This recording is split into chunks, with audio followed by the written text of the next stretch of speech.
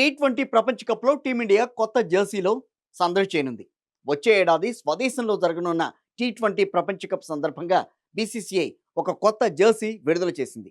Team India మాజీ captain, ICC T20 ప్రపంచ cup ప్రచారకర్త Rohit Sharma team India ఈ కొత్త జెర్సీ ఆవిష్కరించాడు. తిలక్ వర్మ, బీసీసీఐ కార్యదర్శి సైకియా, రాయ్పూర్కు చెందిన దాదాపు 100 మందికి పైగా విద్యార్థుల సమక్షంలో ఈ జెర్సీని ఆవిష్కరించారు.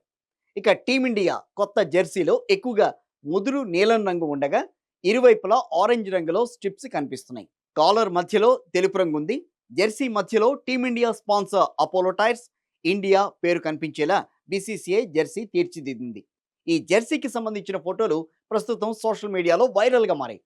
ఇక ఫిబ్రవరి 7న టీ20 వరల్డ్ కప్ స్టార్ట్ కాబోతోంది. మార్చి 8న గుజరాత్లోని అహ్మదాబాద్ స్టేడియంలో ఫైనల్ జరగనుంది.